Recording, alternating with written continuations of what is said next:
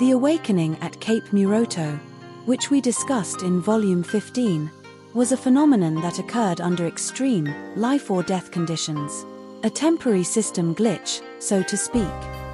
While Kūkai's brain was showered with an overwhelming torrent of cosmic energy, he did not yet possess the official license, Dharma lineage, or the patch code necessary to run this system safely and permanently in the everyday physical world. Shedding the imperfect self-power OS to directly receive the complete source code of the cosmic OS and the legitimate license to manifest it on Earth. In the year 804, Kūkai finally set foot in Chang'an, the capital and central mainframe of the global empire. Leaping beyond Japan's narrow social systems into Chang'an, the ultimate hub of global intelligence, Kūkai was not seeking a local ideology, local OS, that only worked within a limited community. He sought the source code of a universal OS, an absolute truth to hack the entire cosmos and liberate all sentient beings. Yet, there he faced his greatest wall.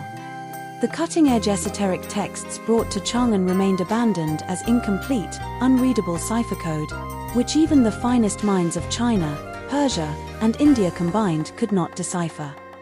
The decryption key to run this source code slept solely within the brain of a single master.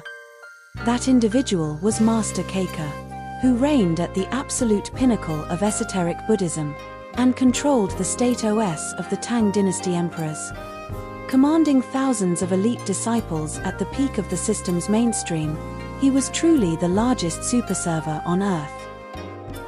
On the day of their very first meeting, the moment Keika looked upon Kūkai, who was nothing more than an obscure monk from an eastern land, the master spoke in a trembling voice. "I have long known you would come. I have waited so long for you. My life is running out. Prepare yourself quickly, and receive all that I have." Why did Keika bypass thousands of disciples to choose an unknown monk who could barely speak the language? The elite Chinese disciples standing before Keika had merely crammed scriptures with their own intellect, jiriki, inflating their egos to show off their knowledge. They were nothing but discordant terminals riddled with beta wave noise. Kūkai, however, had completely crashed his self-power OS in the absolute zero environment of the Muroto Sea Cave. He had polished his brain waves to a state of absolute selflessness, theta wave. He sat there as a completely empty, ultra-high precision receiver antenna, emitting not a single millimeter of noise. Their encounter was not a leisurely process of copying text or classroom teaching. It was the exact moment. The master's brainwaves and the disciple's brainwaves synchronized and resonated in an extreme gamma-wave burst. Beyond words, the entire cosmic source code in Keika's brain was transferred directly into Kūkai's empty vessel. An astonishing, ultra-high-speed P2P, peer-to-peer, download.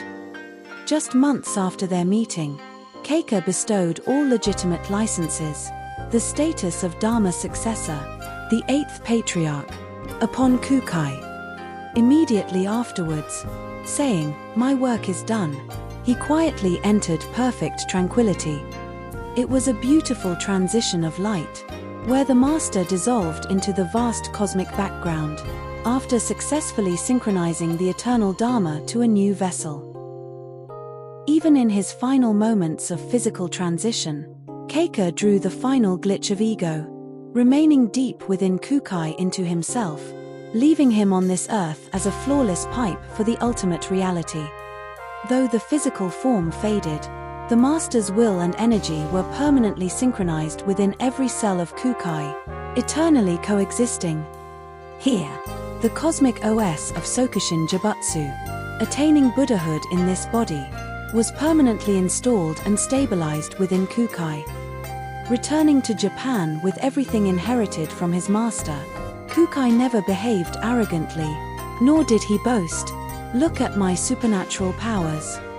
Instead, he quietly and honestly channeled that overwhelming other power energy into fixing real-world bugs, building massive reservoir systems like Mano Pond and founding Shugei Shuchiin, a school where anyone, regardless of status, could learn. He completely stripped away even the ego. That would deify himself as a special, awakened being. Just as a mother deeply cherishes the child she brought into this world through her own labor and pain, Kūkai ran through his life with extreme simplicity, serving as a perfectly transparent pipe. Selfless altruism, to save people from the heart. True progress does not lie in asserting the self, but in inheriting the legitimate light and quietly passing it forward. That is the renaissance we today need to restore.